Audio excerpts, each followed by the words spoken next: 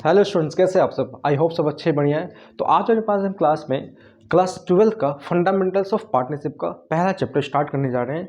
इस चैप्टर से आपके क्लास 12 बोर्ड एग्जामिनेशन में कम से कम 8 to 10 मार्क्स के क्वेश्चन आना ही आना है ना। तो बहुत ध्यान से हर एक चीज़ को समझेंगे, कोई शॉर्टकट हम यूज़ नहीं है यहाँ पे करेंगे, है ना। हर एक चीज़ को डिटेल में समझेंगे। तो स्टार्ट करते हैं। चलिए, क्या है सबसे पहले अगर बात करें तो मैंने यहाँ लिखा है सबसे पहला, तो इसे हम टॉपिक वाइज कर लेते हैं कि पहला है ना, ये फर्स्ट हमारा, सेकेंड इसमें discuss, third number, fourth number, fifth and sixth. तो सबसे पहला मैंने बोला नेचर ऑफ पार्टनरशिप फर्म। क्या मतलब है नेचर ऑफ पार्टनरशिप। इससे पहले भी एक बात समझ लो आप लोग कि पार्टनरशिप ही क्या है। सबसे पहला बात तो है ना, तो मैंने बोला सपोज ए और बी कोई दो पर्सन है ना, आपस में ये लोग एज अ फ्रेंड हैं। ए कोई बिजनेस कर रहा होगा, सपोज ए अपने बिजनेस में इन्वॉल्व है, किसी तरह का बिजनेस कर रहा है। हुआ क्या कि ए को और पूंजी वगैरह कैपिटल की ज़रूरत पड़ गई। तो ए का दोस्त कौन था, बी। बी बोल सकता है ए को कि भाई तुम बिजनेस कर रहे हो, क्या तुम्हें बिजनेस में कुछ कैपिटल की ज़रूरत है या कोई एक्सपर्टीज़ की ज़रूरत है जो मैं प्रोवाइड कर सकता हूँ। या ए बोल सकता है कि भाई मैं एक बिज़नेस कर रहा हूँ, मुझे उस बिज़नेस को एक्सपेंड करना है। तो वो क्या बोल सकता है कि मुझे कैपिटल की और ज़रूरत है और कुछ नॉलेज की ज़रूरत है जो तुम्हारे पास है, बी के पास है। तो क्यों ना इस बिज़नेस को बढ़ा लेते हैं, एक्सपेंड कर लेते हैं और तुम मेरे साथ जुड़ जाओ। तो बिज़नेस एक्सपेंड और हो पाएगा, बिज़नेस हमारा बढ़ जाएगा, जिसमें कि तुम्हें भी अपने हिस्से का फ़ायदा मिलेगा। तो इस वजह से बेसिकली इस रीजन से एक पार्टनरशिप बिज़नेस हमारे सामने खड़ा हो सकता है, बन सकता है। ठीक है ना, ठीक है सर। तो बात आती है इसके अकाउंटिंग की। तो सबसे पहला जो हम बोलते हैं कि फंडामेंटल्स, तो फंडामेंटल्स का मतलब यहाँ पे क्या है। फंडामेंटल्स मतलब ये कि इसके बेसिक तथ्य, मतलब कि बेसिक चीज़ों को समझना सबसे पहले कि कैसे इसका नेचर क्या है, अकाउंटिंग पॉइंट ऑफ व्यू से, लीगल पॉइंट ऑफ व्यू से, है ना। इसके अकाउंटिंग करनी होगी, है ना। इसमें डिड बनेगा, मेथड्स ऑफ रिकॉर्डिंग समझेंगे, किस किस तरह से रिकॉर्डिंग करना होता है ट्रांजेक्शंस को।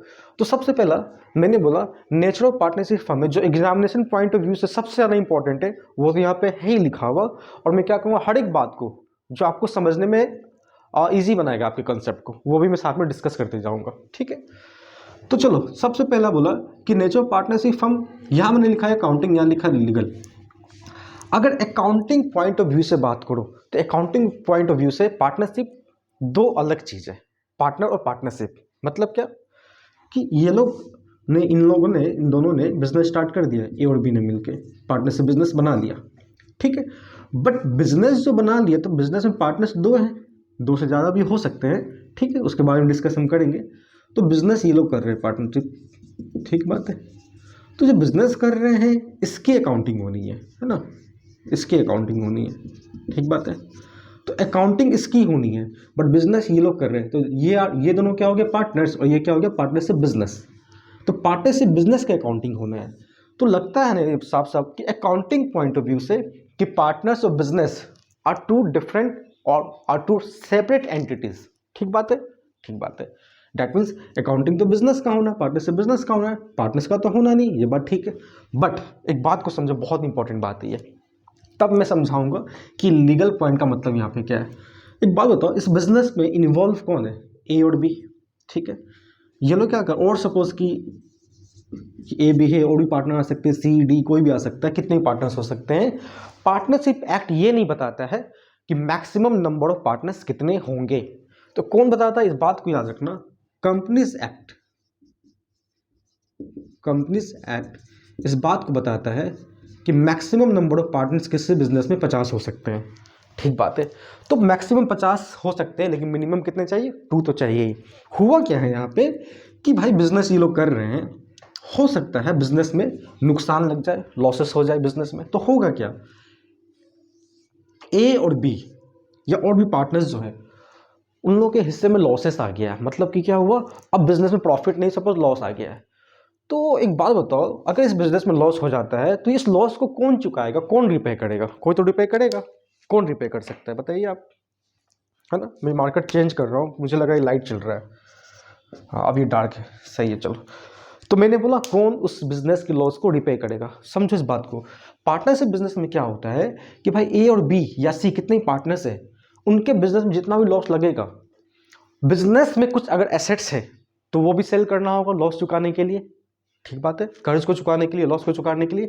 और अगर इनके पास अपना जितना भी पर्सनल एसेट्स होगा, अब जो मैं बात बोल रहा है इस पर क्वेश्चन एग्जाम में आने वाले हैं, और आपके जो सीबीएसई के द्वारा रिलीज किया गया सिंपल क्वेश्चन पेपर है 2022-23 का, उसमें भी इस क्वेश्चन का जिक्र है जिस पॉइंट को मैं डिस्कस कर रहा हूँ।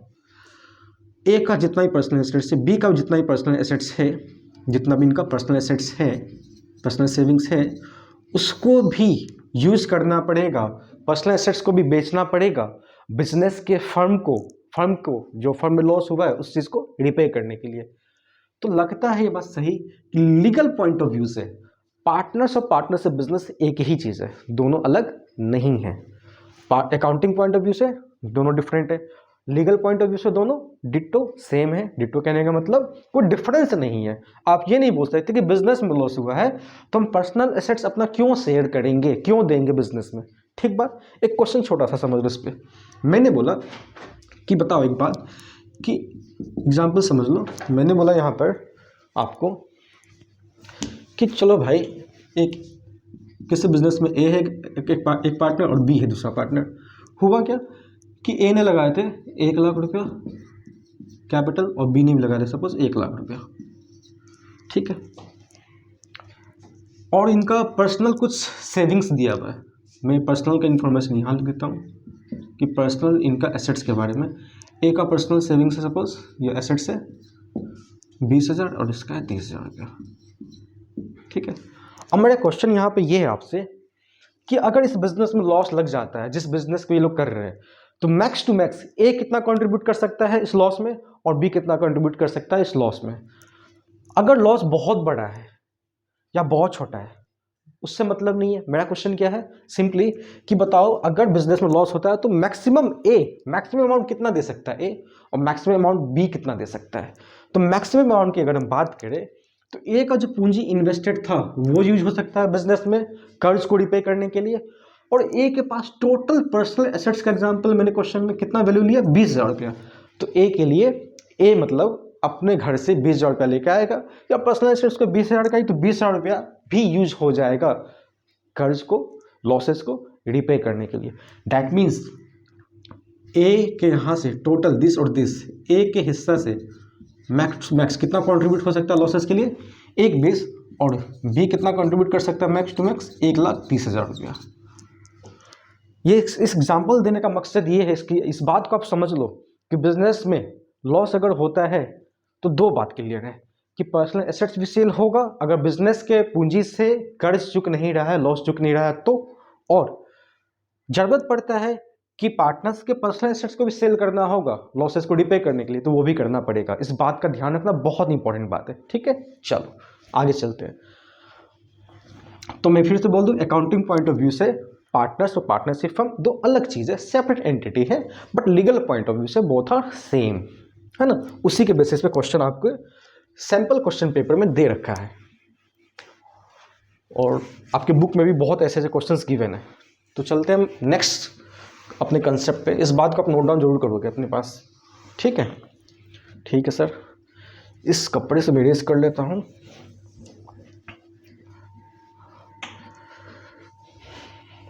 हाँ, नेक्स्ट क्या बोला मैंने बोला फीचर्स ऑफ पार्टनरशिप। फीचर्स मतलब क्या, उनके बारे में। देखो बहुत कुछ इसमें आ सकता है कि पार्टनरशिप बिजनेस में क्या क्या फीचर्स है भाई। तो कम से कम 2 लोग तो होने चाहिए, है ना। कम से कम एटलीस्ट 2 पर्सन्स होने चाहिए। तो कितने होने चाहिए कम से कम, इसे थोड़ा सूखने देते हैं जब तक मैं बताता हूँ आपको बात। कम से कम 2 लोग होने चाहिए, at least 2 persons must be there. Sharing profit losses होने चाहिए। अगर कोई बिजनेस पार्टनरशिप कह के हम कर रहे हैं बट मोटिव क्या है, एनजीओ वेलफेयर, प्रॉफिट कमाने का मोटिव नहीं है, तो पार्टनरशिप बिजनेस नहीं है। मतलब मोटिव क्या होना चाहिए पार्टनरशिप बिजनेस करने का, motive must be earning of profit. Earning of profit होना चाहिए, नहीं तो पार्टनरशिप बिजनेस नहीं कहलाएगा। ठीक है, शेयरिंग ऑफ प्रॉफिट क्या होना चाहिए। लेकिन एक बात इसमें बता दूं मैं, जरूरी नहीं कि कोई पार्टनर आपके बिजनेस में आ रहा है तो लॉसेस को भी बियर करेगा। बहुत इंपॉर्टेंट पॉइंट है। वो कंडीशन डाल सकता है, पहले से ही लिखा होगा कि मैं कोई लॉसेस बियर नहीं करूंगा, मुझे अगर रखना पार्टनरशिप बिजनेस में तो रखो, नहीं तो मैं जा रहा हूँ। तो डेफिनेशन जब आप पढ़ोगे तो आपको एक क्लियर होगा कि, और डेफिनेशन में एक बात हमने क्लियर रखा है कि लिखा हुआ ये है कि profit, sharing of profit is a must but sharing of losses is not mandatory. क्यों होता है ऐसा? क्योंकि कोई पार्टनर कंडीशन लगा सकता है कि हम आपके बिजनेस में, आप हमको बुला रहे हो क्योंकि मेरे आने से आपका बिजनेस ग्रो करेगा, चाहे वट एवर द रीजन, लेकिन एक बात मैं कंडीशन लगाना चाहता हूँ कि मैं लॉसेस में अपनी हिस्सेदारी कंट्रीब्यूट नहीं करूँगा। ठीक है, और क्या हो सकता है उसके बारे में कि इन दोनों का रिलेशन कैसा होता है, पार्टनर्स और पार्टनर्स के बीच में प्रिंसिपल और एजेंट का, है ना। एजेंट का मतलब सिंपली कि पार्टनरशिप बिजनेस चल रहा है, तो सपोज कि 4 पार्टनर मैंने नाम लिखा यहाँ पे कि सपोज ए है, बी है, सी है, डी है। ए गया क्लाइंट से मीटिंग करने के लिए, इस पार्टनरशिप बिजनेस फर्म के बिहाफ पे ए गया मीटिंग करने के लिए। ठीक है, तो उस समय में ये जो ए पर्सन है जो बिजनेस में पार्टनर है, इन सब के लिए एजेंट कहलाएगा। और किसके बिहाफ पे एक्ट कर रहा है, यहाँ पे मीटिंग कर रहा है ए आके, किसके बिहाफ पे, इस पार्टनरशिप फर्म के बिहाफ पे। तो यहाँ से क्वेश्चन क्या राइज होगा, उस चीज़ को समझो। ठीक है, क्वेश्चन ये राइज होगा कि ए अगर इस बिजनेस का क्लाइंट था, यहाँ पे कोई सपोज एक्स, इस एक्स से कोई ए मीटिंग करके कोई डील करता है, और उस डील की वजह से सपोज आपके इस फर्म में नुकसान हो रहा है और ए भाग गया सपोज, तो क्या ए अपने एक्टिविटी से, अपने इस मीटिंग से, अपने इस डीलिंग से क्या बाकी पार्टनर्स को बाइंड करता है, बांधता है, फंसाता है? हाँ बिल्कुल फंसाता है। मतलब क्या कि अगर लॉस हुआ है डील की वजह से, सिर्फ आप बोलोगे लॉस तो हुआ ए की मीटिंग की वजह से, मतलब ए नहीं गया था मीटिंग करने के लिए एक्स के पास, तो और तो कोई गया नहीं, यहाँ पर लॉस हुआ है ए की वजह से तो ए सहना चाहिए, बट नहीं, ए लॉस को नहीं सहेगा, वो तो भाग चुका है। और वो रहेगा तो भी ये जो इसकी मीटिंग्स की वजह से, इसकी डीलिंग्स की वजह से अगर बिजनेस में लॉस होता है तो उस लॉस को सारे पार्टनर्स बियर करेंगे, इस बात का ध्यान रखना। तो क्वेश्चन इस तरीके से आएगा कि कोई भी एक पार्टनर के एक्टिविटी से, मीटिंग से, डीलिंग से कोई बिजनेस में फाइनेंशियल लॉस होता है तो क्या वो सारे पार्टनर को बाइंड करता है? हाँ बिल्कुल बाइंड करता है। ठीक है, और क्या है, और ज्वाइंट ओनरशिप होती है पार्टनरशिप में एसेट्स की। ज्वाइंट ओनरशिप का मतलब ये है कि सारे ही पार्टनर, जितने भी पार्टनर हैं, A B C D E F, जितने भी, कोई भी इंडिविजुअल मालिक नहीं है किसी भी एसेट्स का, यहाँ पर सारे मालिक हैं। कुछ कम हिस्सा के लिए हो सकता है, ज़्यादा हिस्से के लिए हो सकता है, लेकिन मालिक सब है, कोई इंडिविजुअल मालिक यहाँ पर नहीं है। पार्टनरशिप बिजनेस के एसेट्स के लिए बात कर रहा हूँ यहाँ। ठीक है, तो पार्टनरशिप बिजनेस में क्या हुआ, मैंने बोला कि पार्टनरशिप बिजनेस में जितने भी एसेट्स हैं आपके पास, जितने भी बिजनेस में, सारे के मालिक कोई एक नहीं है, ज्वाइंटली ओनरशिप है। ठीक, चलो एक बात और, तो 2 और मोर पर्सन्स की बात हो गई, ज्वाइंट ओनरशिप की बात हो गई, है ना, पार्टनरशिप और एजेंट की बात हो गई, प्रॉफिट शेयरिंग रेशियो की बात होगी, PSR। हमेशा इस चीज़ को मैं और एक्सप्लेन कर देता हूँ कि ए बी पार्टनर है, ये लोग सोच रहे हैं कि सी एक ऐसा पर्सन है जो इसके बिजनेस के लिए बहुत वैल्यू रखता है, या इसके बिजनेस के वैल्यू को बढ़ा सकता है, इसके क्लाइंट, इसके बिजनेस को ग्रो कर सकता है। तो सी को ये बात समझ में आ चुका कि अच्छा मुझे बुलाया जा रहा है, कुछ इनका फ़ायदा है, मेरे नाम जुड़ने से इस बिज़नेस में इनका बिज़नेस का फ़ायदा है। तो सी बोल सकता है कि देखो भाई ऐसा है, मैं पूंजी भी लगा दूंगा, मैं अपना नाम भी दे दूंगा बिजनेस में, और इसमें एक्टिवली इन्वॉल्व हो भी सकता हूँ, आप बोलोगे तो मैं काम भी करूँगा, बट वन कंडीशन। क्या कंडीशन है? कि बिजनेस में प्रॉफिट जो होगा उसमें तो मैं हिस्सा लूँगा, जो भी आप बोलोगे वो तो तय हो जाएगा आपस में, बट कोई लॉसेस होगा तो उसमें मेरी कोई भागीदारी नहीं। मतलब लॉसेस आप लोग अपना सहना। ऐसा हो सकता है? हाँ हो सकता है, अगर पहले से डिसाइड हुआ है तो। ठीक है, हालांकि इस बात को मैंने अभी बताया आपको 5 मिनट पहले, फिर से बता दिया, इंपॉर्टेंट है इसलिए। और जितने पॉइंट को मैं डिस्कस कर रहा हूँ इंपॉर्टेंट है एग्जामिनेशन पॉइंट ऑफ व्यू से बहुत ज़्यादा। ठीक है, चलते next, again very important topic, partnership deed. क्या है पार्टनरशिप डीड? चलो इसे इरेज कर देता हूँ, पहले तो डीड की बात समझते हैं। क्या कहता है पार्टनरशिप डीड? हर बात को आप सुनो अच्छे से, रिकॉर्ड करो अपने पास, मतलब कि मेंटेन करो, पेपर पेन लेकर, कॉपी लेकर, है ना। और जो भी कोई प्रॉब्लम होता है तो कमेंट में बताओ मेरे को, मैं और आपको बता दूंगा इसके बारे में। ठीक है, चलो तो अब क्या है पार्टनरशिप डीड? देखो हुआ क्या है कि पार्टनरशिप बिजनेस के लिए भाई कितने पार्टनर्स आ गए, ABCD, जितना आपको मानना मान लो, अप टू 50 मैक्सिमम, है ना।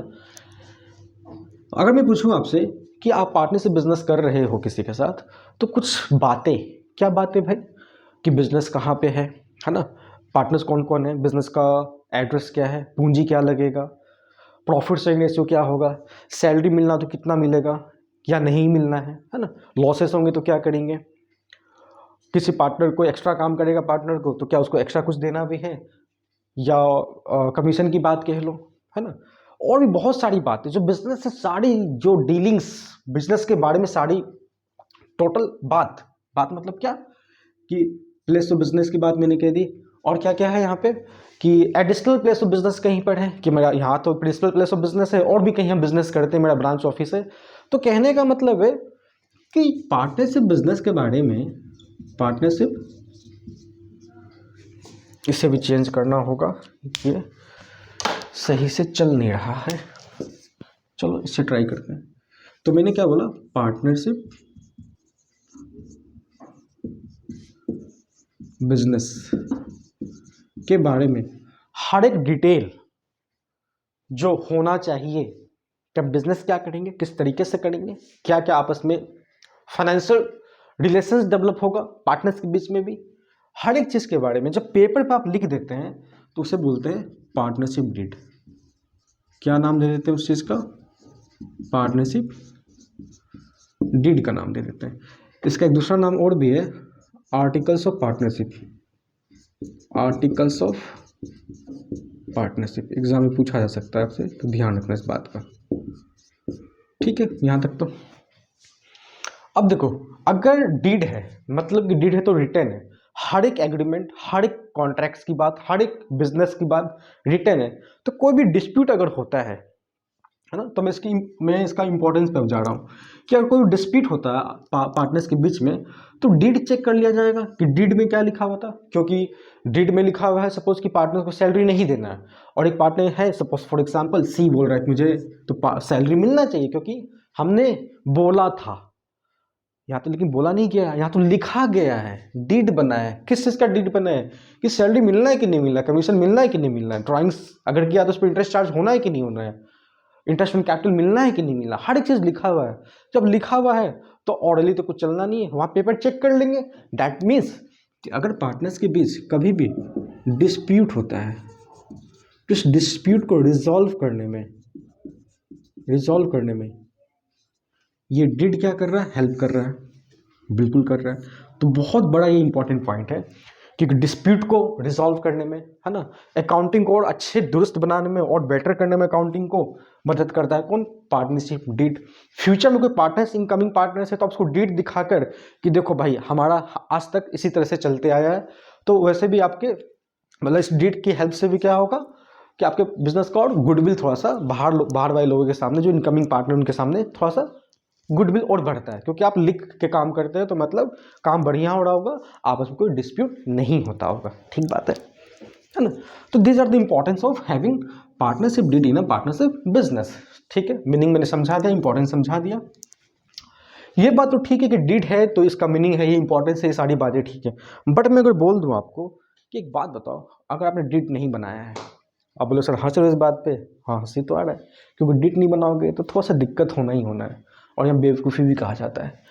बट ठीक है, अगर डीड नहीं बना है, पार्टनरशिप डीड आपने बनाया ही नहीं है, तो क्या होगा फिर, तो ये होगा, क्या बात है, rules applicable in the absence of partnership deed. भाई कि रूल्स क्या एप्लीकेबल होगा अगर पार्टनरशिप डीड नहीं बना है तो क्या रूल्स एप्लीकेबल होगा, उस चीज़ को नोट डाउन भी कर लो और समझ लो। सबसे पहला मैं बोलूँ प्रॉफिट शेयरिंग रेशियो के बारे में, तो भाई इक्वली, क्या बोला मैंने, अगर डीड नहीं बना हुआ है तो रूल्स क्या एप्लीकेबल होगा। अगर और भी इसके पहले चले जाऊं तो रूल्स कहता है कि provisions of partnership act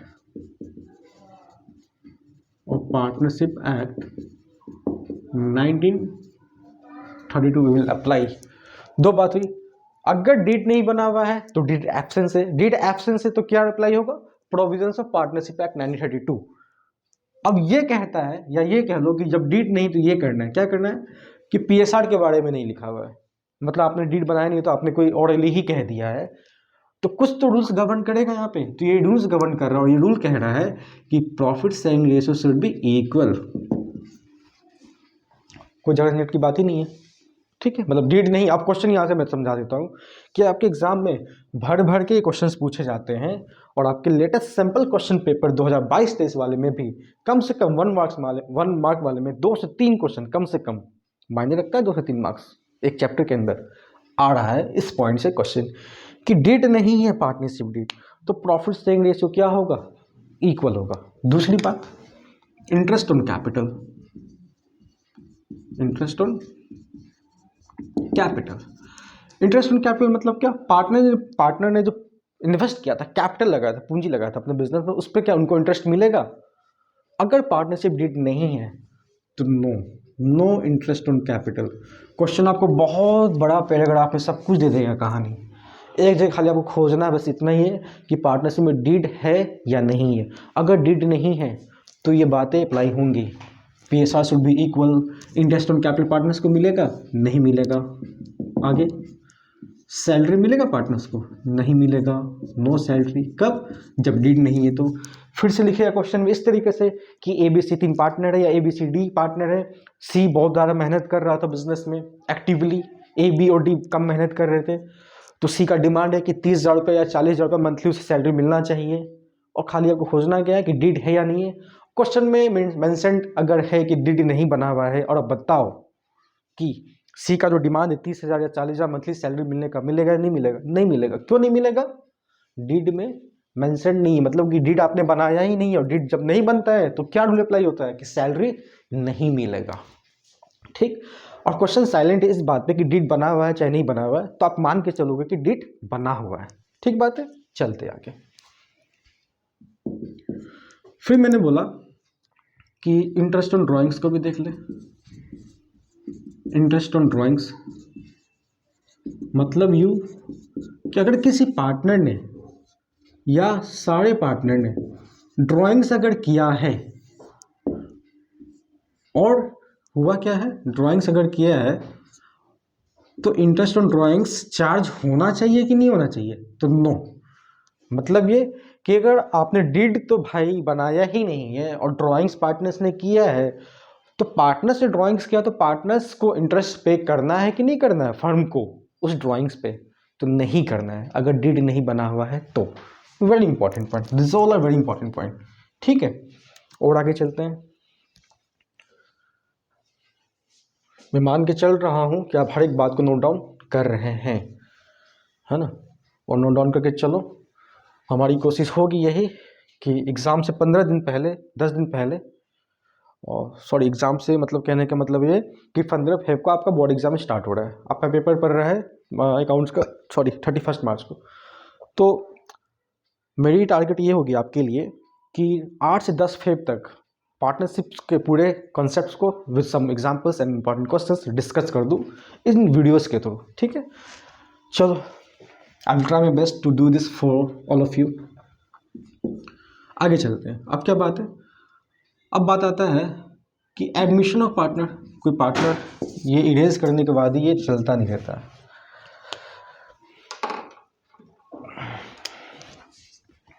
admission of partner,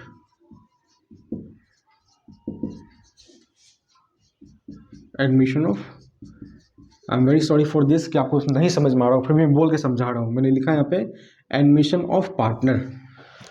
admission of partner का मतलब क्या है कि A B C D 4 partner है। हुआ क्या है कि ये बिजनेस में आना चाहता है, या मान लो इन चारों में से ई जो है किसी एक का फ्रेंड है, और ई को भी ये लोग, सपोज ए का ही है तो ई को लाना चाहते हैं बिजनेस में। इसके लिए बी भी रेडी हो गया, सी भी रेडी हो गया कि ठीक है चलो लिया बिजनेस में। अगर कोई एक पार्टनर लाइक डी मना कर दे कि नहीं ई बिजनेस में नहीं आएगा, तो ई बिजनेस में नहीं आ सकता है, इसका एडमिशन नहीं होगा पार्टनर में, ये पार्टनर नहीं बन सकता है। मतलब कहने का, अगर कोई न्यू पार्टनर बिजनेस में आना चाहता है तो वो आएगा, लेकिन कब, सारे पार्टनर्स का कंसेंट होगा तो ही, सहमति होगी तो ही। तो क्वेश्चन में लिखा जाता है, ये भी ऐसे क्वेश्चन आएंगे कि ABCD ABCD पार्टनर है, ई आना चाहता है, ABC रेडी है बट डी मना कर रहा है, तो क्या ई आ सकता है बिजनेस में? नहीं आ सकता है, क्योंकि सारे पार्टनर्स का कंसेंट नहीं है। ठीक, और क्या बात है? बात यह है कि interest on loan oblique advance, question में लोन के लिए ऑल्टरनेटिव वर्ड यूज किया जा सकता है एडवांस। मतलब क्या है?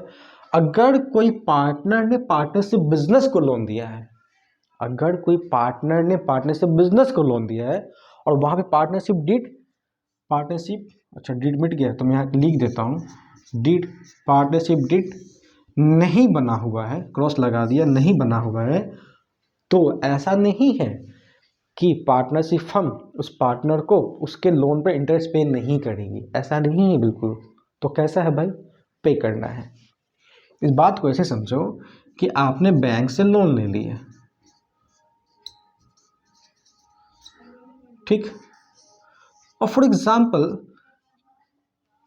कि आपके बिजनेस में लॉस हो गया, ठीक है, या बैंक वाला पेपर अभी आपको इश्यू नहीं किया लोन वगैरह का, हालांकि प्रैक्टिकल ऐसा नहीं होता है, बस फॉर एग्जांपल एक चीज़ समझाने की कोशिश है यहाँ पर कि बैंक वाले ने आपको पेपर इश्यू नहीं किया है, किस चीज़ के लिए? कि आपने लोन लिया है, बट आप लोन लेके आपको लोन ग्रांट हो गया है, पेपर आपके पास आने वाला है, तो मतलब जितने पीरियड के मतलब कि आज लोन लिया है और 10 दिन के बाद पेपर आया आपके पास, तो क्या उस 10 दिन का लोन पे इंटरेस्ट पे नहीं करोगे? बिल्कुल करोगे। या इसको और सिंप्लीफाई कर दूं मैं, इस चीज़ को आप छोड़ भी दो, तो एक चीज़ और मैं सिंप्लीफाई करके बता दूं कि बिजनेस से वो लॉस हो गया है, क्या हो गया? लॉस हो गया है, या क्या पार्टनरशिप डीडी नहीं बना हुआ था, तो ये कुछ भी हो, लॉस हो जाए, डीडी नहीं बना हुआ है, कुछ भी हो, अगर पार्टनर ने बिजनेस को लोन दिया है तो उसको उसके एडवांस पर 6% का ब्याज, 6% का इंटरेस्ट मिलना ही मिलना है। बिजनेस में लॉस हो जाए तो भी, परसेंटेज मेंशन कुछ नहीं है क्वेश्चन में, तो हमेशा 6% होगा। क्या होगा? हमेशा 6% होगा। तो क्वेश्चन में ऐसा भी आता है कि किसी पार्टनर ए ने, ABCD पार्टनर है किसी बिजनेस में, पार्टनरशिप फर्म कर रहे हैं, वो लोग बिजनेस कर रहे हैं, ए या बी या सी किसी एक ने कुछ लोन दिया लाइक 1 लाख रुपए का बिजनेस को, और वो डिमांड करता है 18% को उसको ब्याज मिलना चाहिए अपने एडवांस्ड लोन पे, है ना। तो 18% से क्या उसे मिल सकता है? नहीं मिलेगा, हमेशा 6% के हिसाब से मिलेगा। अगर डीड में लिखा हुआ है कि 18% से मिलना है तो डीड साइलेंट है, तो सिर्फ और सिर्फ 6% इंटरेस्ट के हिसाब से ही ब्याज मिलेगा, हमेशा इस बात का ध्यान रखना, ठीक। तो ये बहुत ज़्यादा इंपॉर्टेंट रूल्स है, इस पे क्वेश्चन श्योर आना ही आना है, 2 से 3 क्वेश्चन तक आ सकते हैं, तो इस बात का ध्यान रखेंगे, हर एक बात को नोट डाउन कर लोगे और बुक से पढ़ो जो पढ़ना है ना। फिर उसमें और भी जो कोई पॉइंट्स पे दिक्कत है तो आप मुझे बताओ, मैं आपको समझा दूंगा, ठीक। आगे क्या है? Recording of partnership transactions. तो आई थिंक यहाँ तक हमारा जो है इम्पॉर्टेंट बात तो सारा ही आ गया है। और एक चीज़ मैं बता दूं, एक मैं बता देता हूँ राइट्स के बारे में, राइट्स ऑफ पार्टनर के कुछ राइट्स होते हैं। क्या क्या राइट्स है? अगर डीड में लिखा हुआ है तो वो राइट्स है ही है, लाइक क्या कि मुझे प्रॉफिट मिलना है, मतलब कुछ मुझे हिस्सा मिलना प्रॉफिट में से, तो वो मिलेगा ही। राइट्स का मतलब आप ऐसे समझो कि वो चीज़ जो मुझे मिलना तो है, प्रॉफिट हुआ है तो मिलना है, लेकिन मैं चाहूँ तो उसको गिव अप भी कर सकता हूँ, छोड़ भी सकता हूँ। लाइक मैं कहीं जॉब कर रहा हूँ, मेरी सैलरी 1 लाख रुपये पर मंथ है, तो 1 लाख में से मैं बोल दूँ कि मुझे 50,000 दे दो, 50,000 किसी वेलफेयर काम के लिए, सोसाइटी में डोनेट कर देंगे, तो मैंने अपने मन से गिव अप कर दिया। तो राइट्स मतलब आपका हक जो आपको मिलेगा, लेकिन आपका अगर मन है तो आप उसको क्या कर सकते हैं? गिव अप भी कर सकते हैं। That is the rights. That means to say कि राइट्स कोई ऑब्लिगेशन नहीं है, कोई रिस्पॉन्सिबिलिटी नहीं है ना।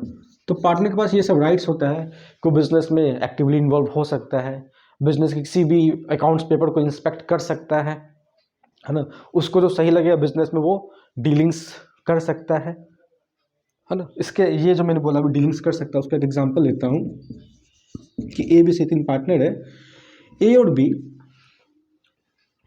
ने मिलके कोई किसी क्लाइंट से डीलिंग किया अपने बिजनेस के लिए, और वहाँ पे सी मना कर रहा है कि नहीं वो डीलिंग्स नहीं होगी, जिस मटेरियल की बात कर रहे हो उनसे परचेज करने की नहीं करना परचेज, तो सी ऐसा नहीं कर सकता है।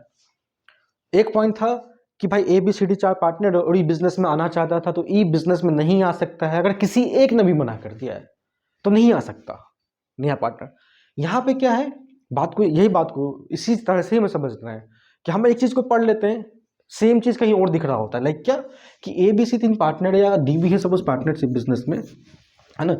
ए बी ने या ए बी डी ने या ए बी सी ने या किसी 2 पार्टनर ने, एनी 2 पार्टनर को डीलिंग्स किया है जो फर्म के बेनिफिट के लिए, बेनिफिट मतलब बिजनेस अच्छा होगा इस फर्म में, इसलिए डीलिंग्स किया है। इनका सपोज बुक्स का बिजनेस है तो बुक्स की मैन्युफैक्चरिंग करनी है, तो बुक्स का रॉ मटेरियल के लिए बात किया होगा किसी क्लाइंट एक्स से सपोज, और यहाँ पे सी या डी मना कर रहा है, तो सी या डी मना करने से भी कोई असर नहीं पड़ेगा। ए और बी इस डीलिंग्स को सक्सेसफुली कंडक्ट कर सकते हैं, यहाँ पे कोई मनाही नहीं है एज पर द रूल। ठीक, तो इस बात का ध्यान रखना। एडमिशन के टाइम में कोई एक भी मना कर दे तो एडमिशन नहीं होगा पार्टनर का। डीलिंग्स के टाइम में जो कि पार्टनरशिप के लिए सही ये साबित होगा, है ना, तो वहाँ पर कोई भी एक पार्टनर मना करे तो मना नहीं कर सकता, डीलिंग होगा। अगेन एंड अगेन बोलने का मोटिव यही है कि बात को अच्छे से आप याद रखो। ठीक है, चलो और आगे चलते हैं। इसको आप नोट डाउन कर लोगे, है ना, मैं इसे रेज कर रहा हूँ।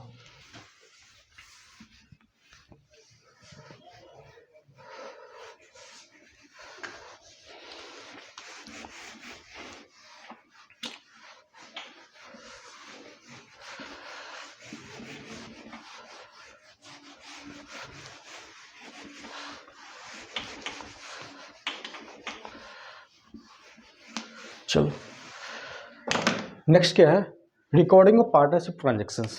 देखिए, इस रिकॉर्डिंग से पहले मैं एक चीज़ समझाता हूँ। हमने क्लास 11 में जो पढ़ा था ट्रेडिंग अकाउंट, जब हम ट्रेडिंग अकाउंट बना लेते हैं तो क्या तो हमारा ग्रॉस प्रॉफिट आता है या ग्रॉस लॉस आता है, इस दोनों में से कोई एक चीज़ आएगा। अभी समझने के लिए मान लेते हैं कि ग्रॉस प्रॉफिट आया होगा, तो ट्रेडिंग अकाउंट बनने के पहले क्या बनता है, पी एंड एल अकाउंट बनता है, प्रॉफिट लॉस अकाउंट बनता है। ये जीपी कहाँ ट्रांसफर होता है, यहाँ ट्रांसफर होता है ना। अब यहाँ पे क्या होता है, बहुत सारे एक्सपेंसेस पे करने होते हैं, है ना। बिल्कुल सर, पे तो करना ही है। तो इस ग्रॉस प्रॉफिट में से एक्सपेंसेस पे करने के बाद मान लिया कि नेट लॉस नहीं नेट प्रॉफिट आया है। अब पार्टनरशिप में क्या है कि मेनली जो है आपको प्रॉफिट लॉस अकाउंट में प्रॉफिट लॉस एप्रोप्रिएशन अकाउंट लिखा है यहाँ पे, पीएल एप मतलब पीएल एप्रोप्रिएशन अकाउंट, और यहाँ पर क्या प्रॉफिट लॉस अकाउंट। इस बात को मैंने लिखा है, इसको समझाऊंगा अभी। देखो, तो मैंने क्या बोला, पीएल अकाउंट, है ना। कुछ बात इंपॉर्टेंट, इसको नोट डाउन कर लोगे। पीएल अकाउंट जो बना, तो पीएल अकाउंट बनने का मोटिव ये है कि पीएल अकाउंट में पहले हमें कुछ खर्चे दिखाने हैं, कुछ एक्सपेंसेस दिखाने हैं। एक्सपेंसेस कौन से एक्सपेंसेस, उसको लिखो, all mandatory expenses, all mandatory expenses.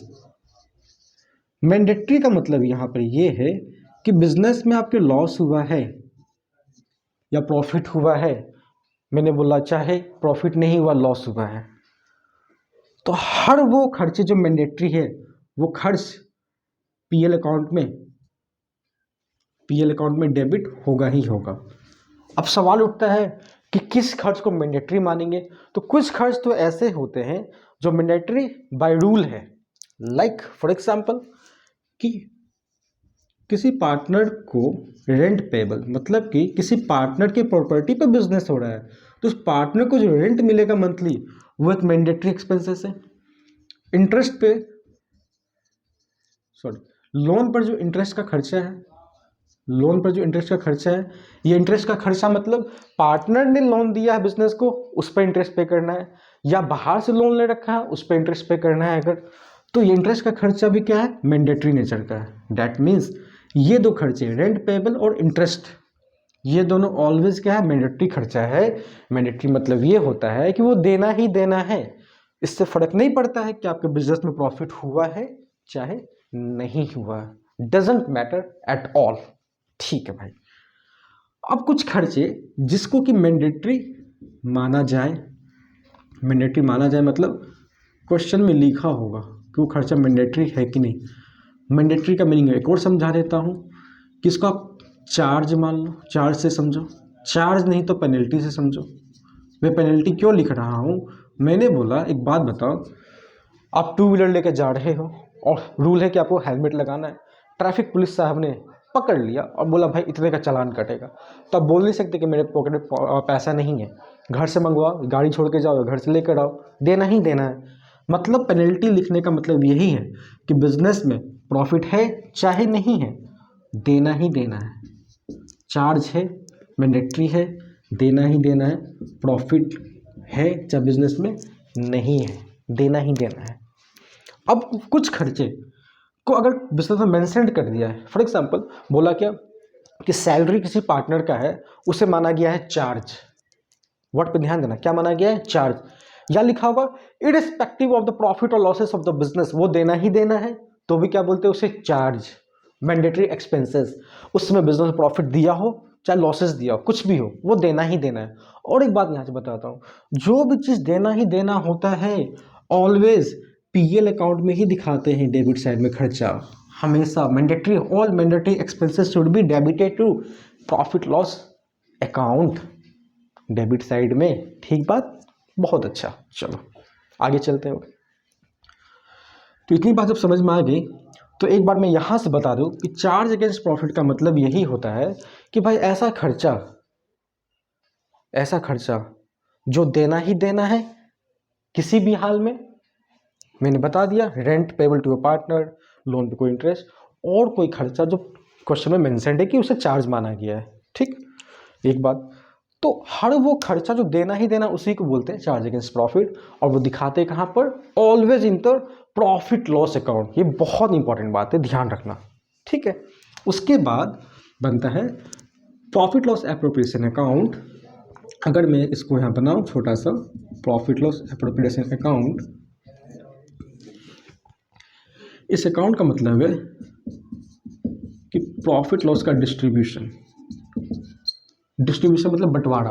अगर बिजनेस में प्रॉफिट रहा है तो ही ये अकाउंट बनेगा, इस बात का ध्यान रखेंगे। ठीक है, प्रॉफिट बना है क्योंकि प्रॉफिट का ही बंटवारा होता है ना।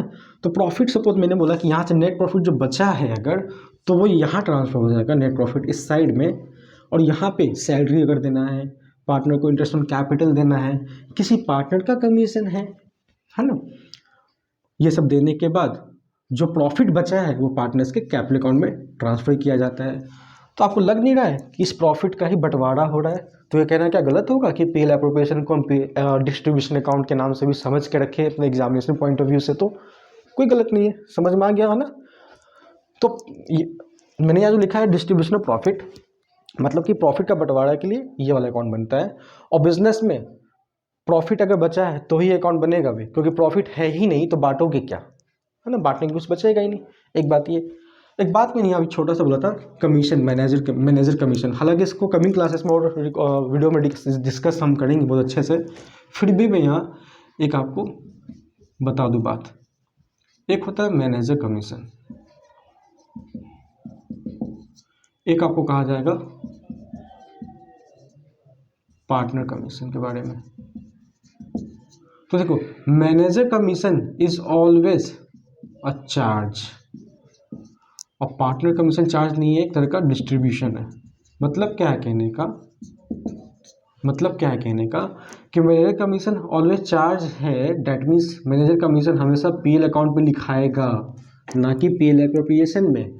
और जो पीएल अकाउंट में लिखाएगा डैट मीन्स बिजनेस में लॉस हो, प्रॉफिट हो, या प्रॉफिट नहीं है, लॉस है, मैनेजर कमीशन देना ही देना है, क्योंकि ये चार्ज होता है इसका नेचर।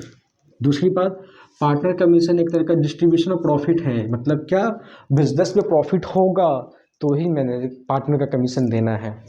ठीक, इतने बात को अच्छे से समझ लो, नोट डाउन कर लो। हम नेक्स्ट क्लासेस में और भी चीज़ों को जो आपके एग्जामिनेशन पॉइंट ऑफ व्यू से बहुत ज़्यादा इंपॉर्टेंट है उसको डिस्कस करेंगे। कोई भी प्रॉब्लम है तो आप कमेंट बॉक्स में बताइए मेरे को, और मैं बहुत अच्छे से समझा दूंगा, डिस्कस कर दूंगा। कोई भी क्वेश्चन, कोई भी एग्जांपल आपके सामने, तो आप कमेंट बॉक्स में मुझे बताइए, मैं आपको समझा दूंगा। तो मिलते हैं नेक्स्ट क्लास में कुछ और से क्वेश्चंस के साथ। Till then bye bye, take care.